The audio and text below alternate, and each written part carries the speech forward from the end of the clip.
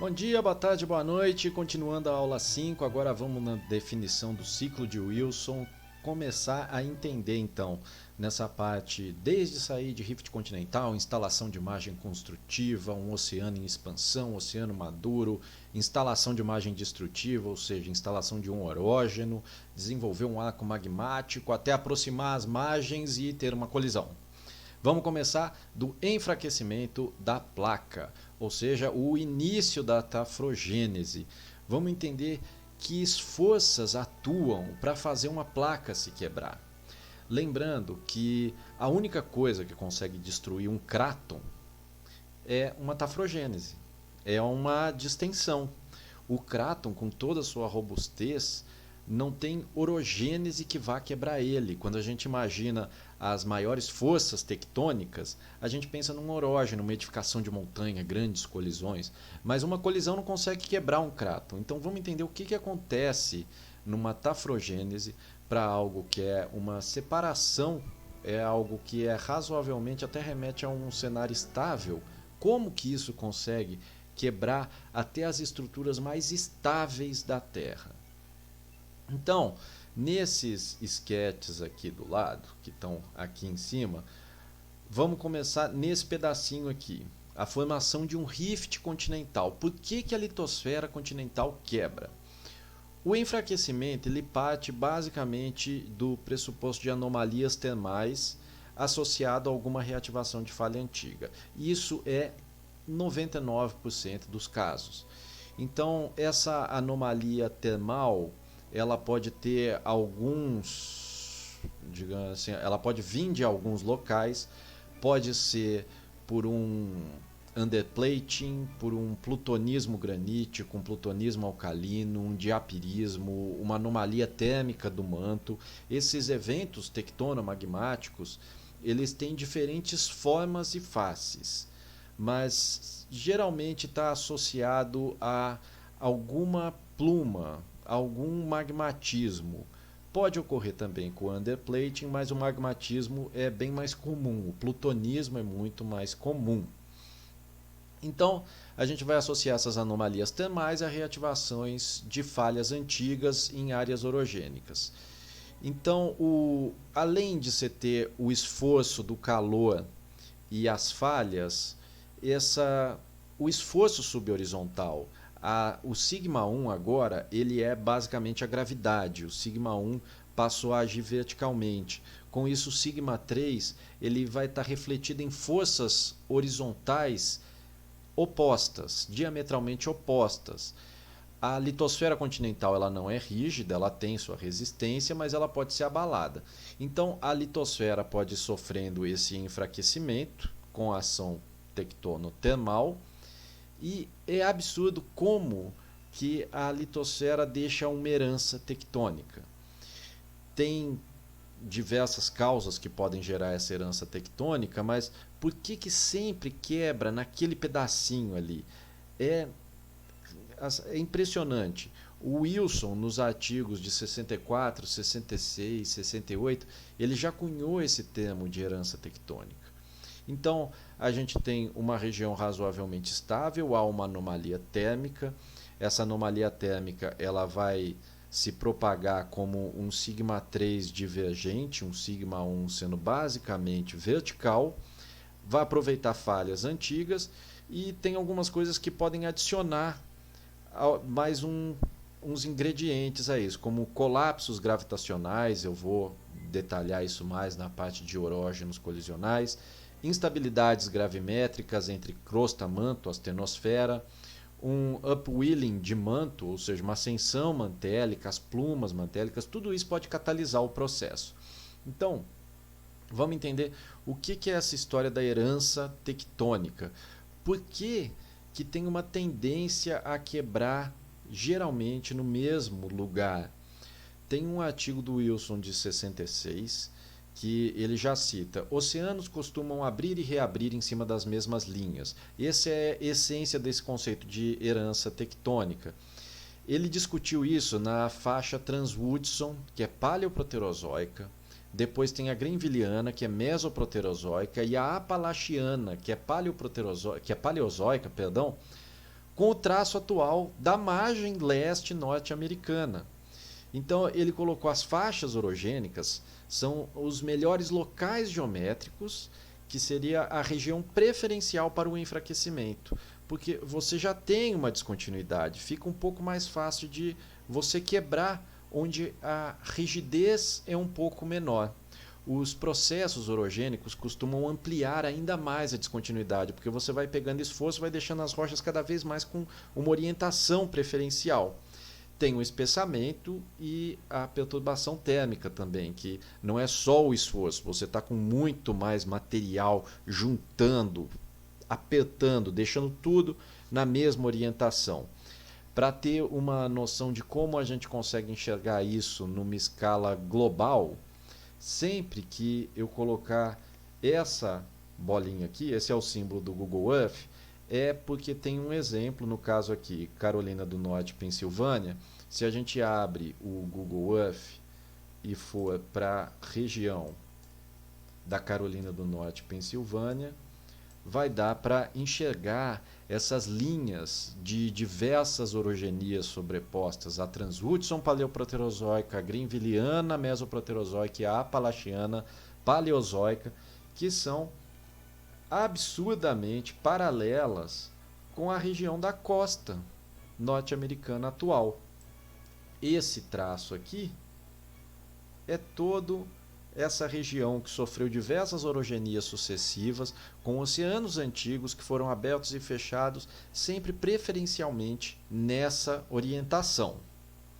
Voltando agora, então, saindo do Google Earth. Depois que abriu, que teve esse enfraquecimento termal, que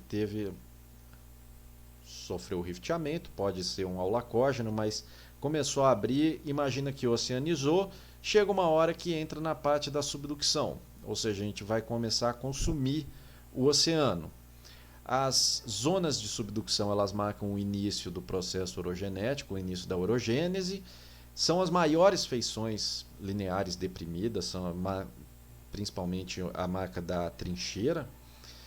A do oeste do Pacífico é um pouco mais profunda do que do leste, então se a gente pegar essa região aqui, a trincheira do Pacífico, essa região de zona de subducção do Pacífico é disparada maior, só aqui nessa parte Peru-Chile são cerca de 4.500 quilômetros. Como envolve uma litosfera continental, ela é um pouco mais rasa do que a região oeste, onde tem muitos pedaços que é litosfera oceânica e litosfera oceânica. Como é mais densa, é um pouquinho mais baixa. O que controla a profundidade, além dessa parte da litosfera, é a idade. Então, o que controla o ângulo da subducção, como que vai o processo e a dinâmica da subducção é principalmente a idade, logicamente, que o tipo de litosfera que está sendo subduzida. Esse é um mapa para ter uma noção geral de idades, já passei ele na segunda aula sobre tectônica, mas é bom dar uma lembrada. Aqui os continentes estão nessa cor acinzentada e toda essa parte aqui são os oceanos, cores mais quentes, são mais novos, então marcam as cadeias mesoceânicas, as margens construtivas. E a região do Pacífico, onde está tendo todo o consumo, a parte oeste é muito mais antiga que a parte leste do Pacífico. Isso já é um argumento a mais para configurar essa porção do oeste ser mais baixo, ser mais denso do que a leste, ser mais denso do que a parte que está ali na costa dos Andes. Então a gente entra no orógeno acrecionário. O orógeno acrecionário ele tem diversos componentes geotectônicos, vão ser todos definidos numa aula só para isso, mas algo que já é legal ir ressaltando, porque eles são uma região de altíssimo fluxo de calor, com magmatismo geralmente muito intenso, desde que a litosfera que esteja sendo subduzida possibilite isso, e a litosfera ela é um pouco adelgaçada nessa região, porque você está subduzindo, é uma borda de placa, geralmente ele é um pouquinho mais fina, principalmente quando a gente compara com crátons e orógenos colisionais, que a litosfera já é um pouco mais espessada. A gente vai ver isso mais em detalhe para frente. Aqui, já tendo uma visão geral sobre, bem básico, diferença de arco de ilha para arco magmático. O arco de ilha ele é basicamente litosfera oceânica sobre litosfera oceânica, essa é a grande diferença. O arco magmático ele vai envolver uma litosfera continental. A maior parte dos arcos de ilha que a gente tem atualmente, eles estão no Pacífico.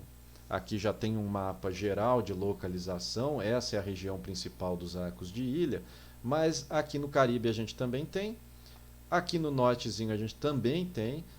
Novamente o símbolo do Google Earth, se a gente sair e for lá, andando um pouquinho aqui, a gente já chega na região do Alasca. Esse cinturão aqui, o Aleutas, ele já é litosfera oceânica por litosfera oceânica e ele emenda num arco magmático aqui no Alasca. É uma parte bem interessante, onde a gente tem uma transição de arco de ilha para arco magmático. Se for pegar nessa regiãozinha aqui do Caribe, a gente também tem uma subducção nesse ponto de litosfera oceânica em litosfera oceânica, gerando uma região de arco de ilha aqui também. E tem a parte clássica, que aí já é o oeste da subducção do Pacífico, que são os clássicos arcos de ilha aqui. Voltando, dando continuidade só para dar uma passada nos componentes geotectônicos, a região onde tem um arco de ilha marca uma anomalia gravimétrica. Essa anomalia gravimétrica você vem de uma litosfera densa que vai começar a subduzir nessa região. A astenosfera está um pouco mais próxima e você tem a área da trincheira. A região da trincheira marca essa anomalia gravimétrica negativa. Quando vai olhar em termos de componentes tectônicos, tem a bacia oceânica, a região do antiarco, que é onde tem a trincheira e a melange, isso tudo eu vou detalhar, o fronte vulcânico, que vai ter também logo conectado com a bacia de retroarco, e pode ter até um espalhamento oceânico logo atrás. Essas partes de o que vai fazer ter o espalhamento oceânico no retroarco e o que não vai fazer vão ser detalhados mais para frente. E quando a gente não tem litosfera oceânica com litosfera oceânica, mas sim uma litosfera oceânica com uma continental, a gente gera o arco magmático. O clássico é o estilo andino. Andando aqui, é uma das maiores linhas de trincheira, e a região da América do Sul, onde a placa do Pacífico está sendo consumida. Tem outras regiões também com arco magmático sendo formada. Esse pedacinho do Alasca Aleutas é absurdamente didático, porque aqui no Google Earth a gente consegue inclusive ver o fim da plataforma, onde a gente tem litosfera oceânica com litosfera oceânica, e quando a gente chega no Alasca, que já é a litosfera continental, subduzindo a litosfera oceânica aqui. Então seria o arco magmático e o arco de ilha. Só uma questão de nomenclatura. Dando continuidade, então, a zona de subducção, a gente já viu que é uma zona planar, a gente já viu na segunda aula de tectônica essa parte da zona de Benioff-Vadadi, que foi em homenagem aos sismologistas, essa nomenclatura ao Hugo Benioff e ao Kio Vadadi. Essa zona é uma zona planar de alta sismicidade que marca a zona de subducção. Ela começa logo ali no prisma e vai até cerca de 600, 700 quilômetros até de profundidade. Quanto mais profundo, maior a assimilação de calor, mais difícil fica continuar a subducção, porque o slab vai perdendo o contraste geológico com todo o material que está em volta. E é bem interessante que a gente, analisando esses sismos, a gente já detalhou como é gerado cada sismo em cada etapa, desde a flexão do bulge até a região do movimento reverso, a deformação interna interestratal do slab, até as partes de mudança de fase mineral. Tudo isso vai gerando muito sismo. E a estrutura dessa zona de subducção é traçada exatamente com esse registro sísmico. E é fantástico que dá para ver claramente a variação do ângulo de subdução da placa de baixo, exatamente seguindo esses sismos rasos, médios e profundos. Dá para ver nesse pedacinho aqui da subdução da placa do Pacífico como que há uma variação enorme no Japão, um ângulo muito mais baixo, enquanto que na região das Filipinas o ângulo é muito mais alto. Quanto maior o ângulo, isso daí vai variar o número de vulcanismo, o nível, a grandiosidade do vulcanismo, a grandiosidade da deformação, se vai poder ou não gerar um início de formação de litosfera oceânica no retroarco. Tudo isso vai estar associado com esse ângulo de subducção, vai ser detalhado nas aulas mais para frente.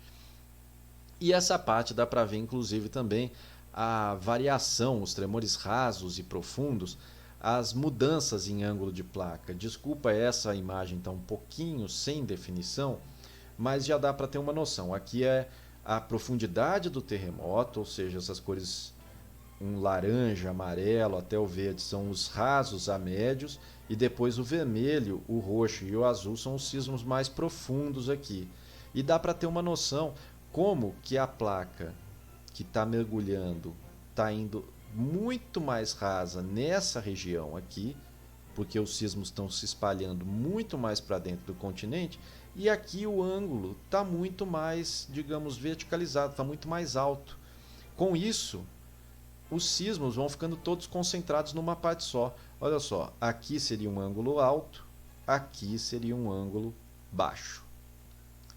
Então, agora vamos pegar essa imagem aqui. Essa imagem é uma imagem de SLAB em tomografia de onda P, para entender melhor o que controla esses ângulos, o que controla a subducção como um todo, o que controla essa angulação, por que tem hora que o ângulo é muito alto, por que tem hora que o ângulo é muito baixo, exatamente quais fatores vão controlar isso e quais são as implicações desses fatores. Então, primeiro vamos entender essa imagem que está aqui do lado. Aqui a gente tem a zona de trincheira, nessa região aqui está a noroeste da Oceania. Esses dois triângulos aqui estão indicando esses dois vulcãozinhos. Isso é a região de Tonga, essa parte aqui é Tonga, onde está ocorrendo a subducção. A gente já viu essa parte dos terremotos. Nessa região nós temos uma deformação rúptil, começa a descer aqui, a gente já está no limite dúctil-rúptil, começa a ficar mais dúctil, mais elástico, mais plástico, e tem toda a parte dos tremores, primeiro por flexão da litosfera, depois pelo falhamento reverso, que é bem nessa regiãozinha. A astenosfera vai ficando mais fraca, a astenosfera é mais fraca e quente, perdão, ela não vai ficando, ela é mais fraca e quente, e a deformação do slab frio, deformação interestratal está registrada aqui no 3, e aqui embaixo a gente tem muitos tremores devido à fragilização por desidratação. A gente já está a quase 700 km terra abaixo e começa mudanças de fase mineral. Então, dado esse entendimento, vamos ver agora o que controla a taxa de subducção. Os principais vão ser a idade e a espessura do slab que está sendo subduzido.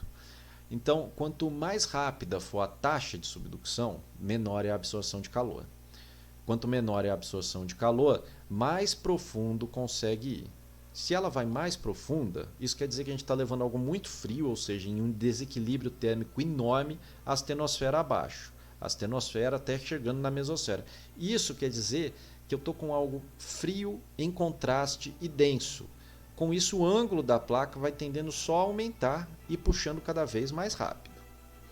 A idade e a espessura, quanto mais espesso, mais demorado é o equilíbrio, mas também maior é a tendência à fricção interestratal. Então a espessura atua meio assim em dois lados um pouco antitéticos, porque se por um lado ele é muito espesso, vai ser difícil assimilar todo o calor e ele vai tender a descer mais rápido e aumentar o ângulo.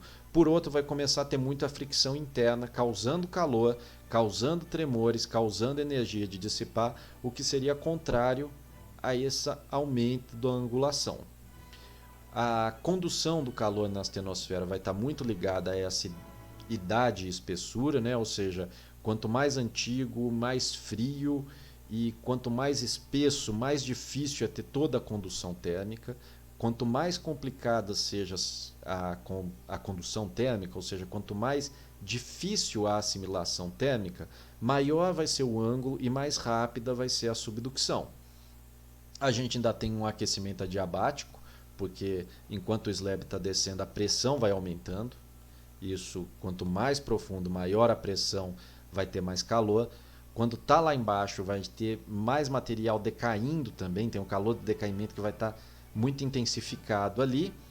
E o aquecimento e fragilização por desidratação, quando chega por 650, 700 km, não aguenta mais, e aí começa toda a mudança de fase mineral e finalmente o slab inteiro é associado. Então, para entender a taxa de subducção, o que a gente tem que levar em consideração principalmente é o material que está sendo subduzido e a velocidade que esse material está sendo subduzido. Lembrando sempre, quanto mais espesso, mais difícil é a assimilação, mais demorado é o equilíbrio termal, maior vai ser o ângulo e mais rápida tende a ser a subducção. No entendimento sobre a estrutura dos campos de esforços gerados na interação entre placas, a gente tem que considerar todas as características geométricas e estruturais de ambas as placas envolvidas. Então, a velocidade, o tempo, a idade tectonotermal dos participantes, tanto da litosfera oceânica quanto da continental ou das duas litosferas oceânicas. Podem existir diversos tipos de deformação compressionais em arco. Então, eu vou primeiro falar sobre o flat slab, ou seja, um slab que está subduzindo com um baixo ângulo de subducção, um ângulo muito pequeno. Então, os esforços começam a se propagar, porque ele não vai descer para começar a assimilar. Como pode ser, por exemplo, por uma litosfera oceânica muito nova, que não tem tanta densidade ou tanta espessura para descer, ela fica muito próxima da litosfera continental ali de cima. E aí ela começa a deformar muito mais do que gerar qualquer tipo de vulcanismo. Tem algo interessante, essa imagem que está aqui do lado, é do flat slab que tem na região do Peru, que chega a uma deformação até Manaus. É uma deformação que percorre cerca de 2.000 quilômetros e essa deformação é registrada na Bacia Solimões. Aqui são algumas imagens, são algumas imagens de estratigrafia da Bacia Solimões. Voltando aqui na imagem. Aqui nós temos o flat slab, nessa regiãozinha aqui. E a Bacia dos Solimões está aqui dentro, 2.000 quilômetros para dentro. E dentro da Bacia dos Solimões, por imagem de sísmica, a gente consegue ver diversas falhas reativadas de forma reversa, com sentido rumo a leste. Ou seja, o empurrão andino está pegando essa bacia de Solimões absurdamente nova e gerando uma série de falhas reversas desse sedimento absurdamente novo em cima dele mesmo, em cima de toda a sequência, deformando, começando a tentar uma inversão dessa bacia que estaria de retroarco, atrás do arco andino, a bacia dos Solimões. Um outro fator que a gente tem que levar em consideração nessa interação de esforços entre placas, que não é só o flat slab que pode gerar uma deformação a longa distância. Na verdade, o far field stress, ou essa deformação a longa distância, ela é principalmente quando nós temos um orógeno colisional.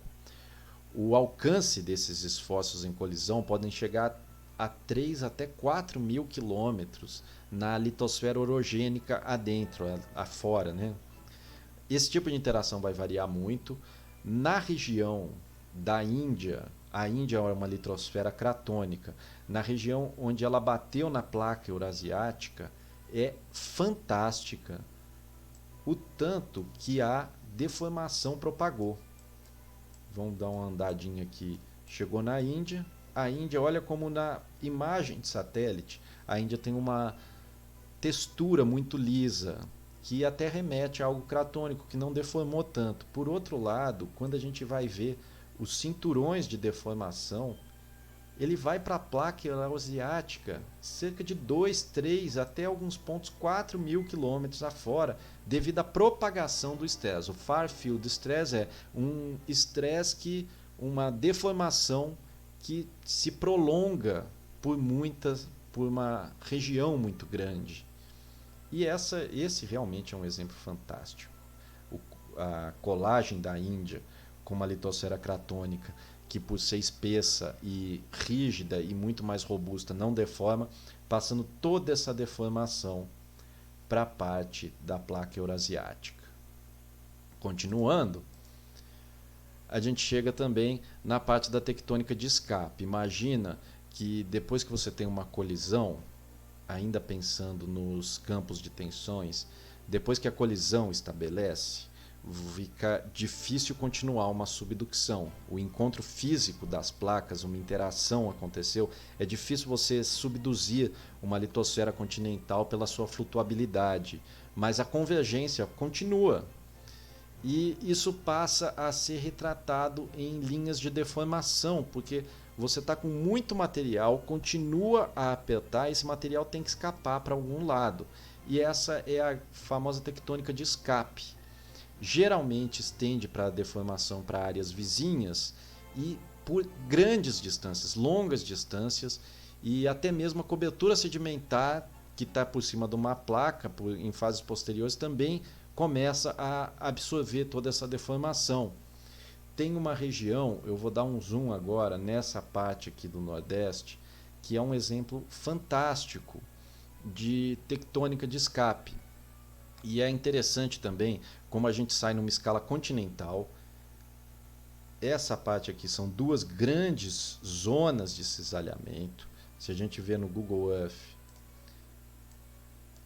essa parte do Nordeste brasileiro, já dá para ter uma noção. São esses traçados aqui, essas linhas que eu vou delimitar agora. A gente consegue ver isso no Google Earth numa escala continental.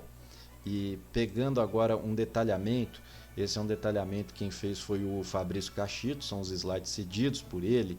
É fantástico quando a gente começa a dar um zoom para mapas ainda em escala regional, indo para uma escala local, a gente sempre consegue enxergar esses sigmoides, consegue enxergar essa tectônica de escape que apertou demais e começou a deslizar, formando diversas zonas transcorrentes, na maioria das vezes transpressivas. E isso a gente consegue ver em escala local, esses grandes sigmoides. Em escala de afloramento, dá para ver esses sigmoides também em amostra de mão e em amostra de lâmina. Por isso que é tão importante o entendimento do todo. A geologia respeita de uma forma absurda o fractal. A gente saiu de uma escala global para uma escala continental, regional, local, de afloramento, amostra de mão e em lâmina. E tudo isso refletindo um escape lateral de placas tectônicas. Então, entender a dinâmica do todo vai ajudar demais a você conseguir desvendar quais que são os detalhes que apresentam na área que você estiver estudando. A gente vai continuar agora nessa aula, finalizar o entendimento dos cinturões orogênicos, a classificação, e a partir da próxima aula definindo passo a passo cada pedacinho dessa tectônica, que seria a tectônica moderna do ciclo de Wilson, saindo do cráton estável, rompendo até o consumo do oceânico, que é lá no final, se é que gerou um oceano, alguma parte, na abertura e no fechamento. Beleza? Valeu!